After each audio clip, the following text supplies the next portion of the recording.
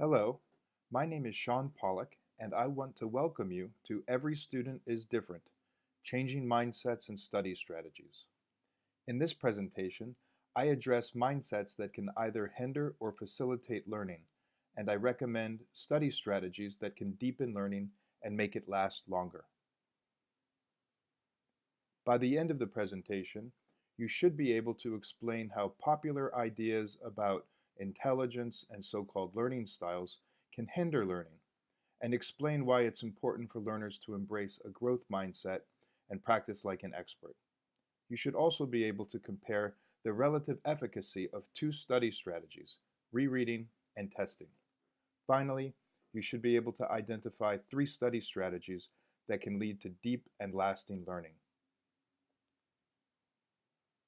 I've been teaching college students for almost 2 decades. During this time, I've seen how popular ideas about how learning works can make it difficult for students to succeed in their courses.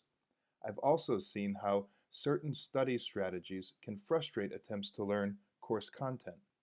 So in this presentation, I emphasize the need for college teachers and students to work together to remove obstacles to learning and to adopt effective learning strategies. Specifically, I argue that students should reject both the myth of learning styles and the idea that intelligence is fixed at birth, and instead embrace a growth mindset and adopt active learning strategies that can save students time and improve their learning. I take the title of my presentation, Every Student is Different, from a message I recently received from a student. The student was responding to research suggesting that when reading, students who write down memory cues learn information better than students who only highlight the text. In the message, the student claimed that taking reading notes doesn't work for every student because every student is different. The claim that every student is different suggests that the student believes in the myth of learning styles. The notion that some students, like the one in this image, are visual learners, while others are kinesthetic or verbal learners.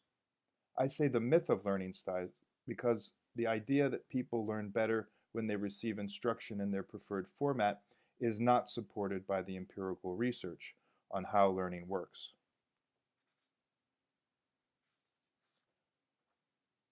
The danger in this way of thinking is that it can lead students to believe that they are not good at learning in this or that format. As a result, it can turn off students from, say, verbal learning, which would be a big mistake since college students need strong reading and writing skills to succeed in both their courses and their future professions. Teachers should explain to students that empirical research does not support the idea of learning styles.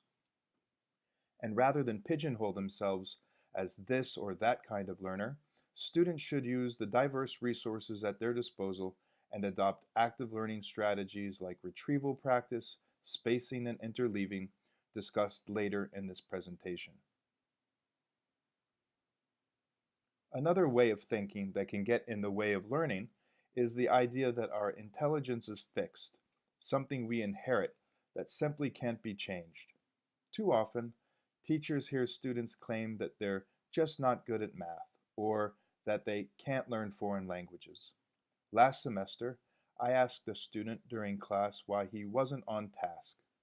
The student turned to me with a hopeless look in his eyes and said, "I'm just not good at history." I then watched as the student shrank into his chair and shut down. This is a classic example of a fixed mindset, the idea that intellectual ability is the result of our genetic makeup, is fixed at birth, and can't be changed. Researchers have shown that such a mindset can sap the motivation to learn and can make it difficult to achieve success and happiness in other areas of life. The good news is that people can change their mindset. Having growth mindset can help college students improve their performance in all subjects. Students with a growth mindset believe their intelligence and abilities can improve with effort, and research in the cognitive sciences suggests they're right. Research also suggests that students with a fixed mindset are more likely to fail in the face of setbacks and challenges, while students with a growth mindset are more likely to persevere. But success in college and life requires more than embracing a growth mindset. It requires understanding what it takes to excel at something. People with a growth mindset attribute expert performance less to natural ability than to deliberate practice, thousands of hours of goal-oriented, often solitary practice.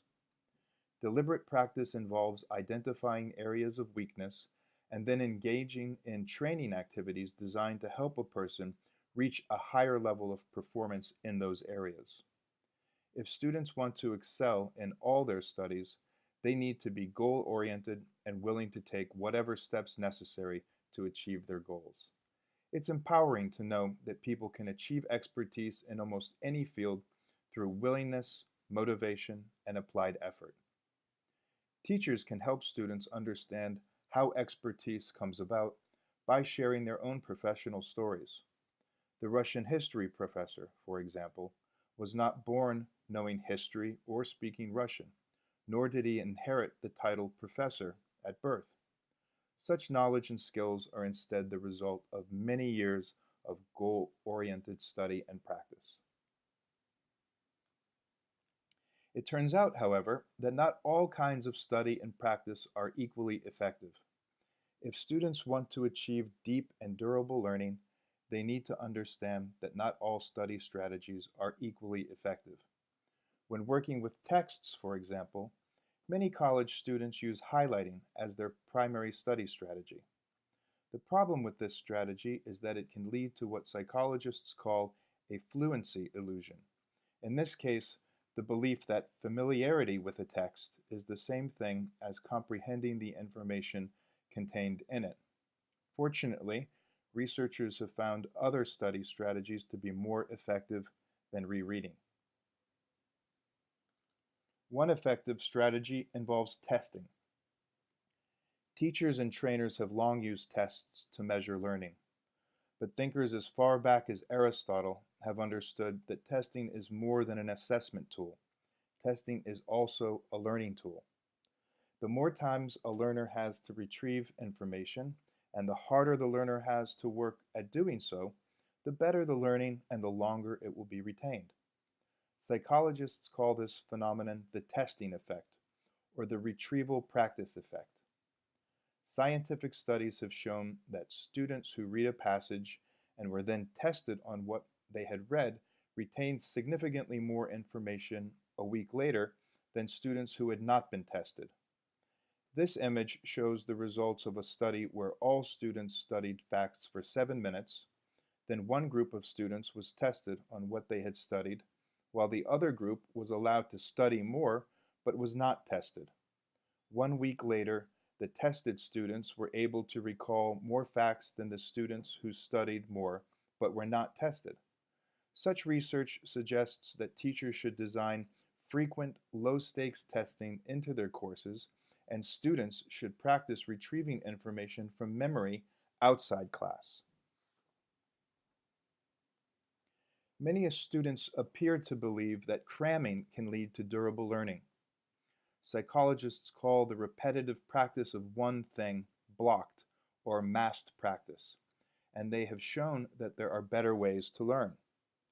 It's not that massed practice like cramming for an exam yields no learning results. It's that alternatives to massed practice, like spaced, interleaved, and varied practice, produce better results, namely deeper and longer lasting learning. In other words, cramming may help students succeed on an exam, but unless students space out study sessions over time, the results, as this image suggests, will be suboptimal and relatively fleeting. In addition to practicing retrieval and spacing out study sessions, students should interleave or mix the study of related topics at the same time. For example, if students are required to explain Spanish imperialism on an exam, they should be encouraged to self-quiz on the assigned materials. To space out their study, of Spanish imperialism in the days and weeks leading up to the exam, to interleave or mix the study of Spanish imperialism with examples of other imperial situations, and to vary the study of Spanish imperialism with other subjects. This approach can help learners deepen their understanding of Spanish imperialism and be able to apply their learning in different contexts. It's empowering to know that teachers can help students acquire the keys they need to succeed in college and lead happy lives. This presentation has demonstrated that one key to success has to do with embracing a growth mindset, the idea that intelligence is within people's power to change for the better. A second key is practicing like an expert, which involves identifying areas of relative weakness and applying goal-oriented effort during study sessions. Finally, teachers and students can adopt active learning strategies like frequent testing and spaced, interleaved, and varied practice. With these keys in hand, students should be well prepared to succeed in college and beyond. Thank you for watching the presentation.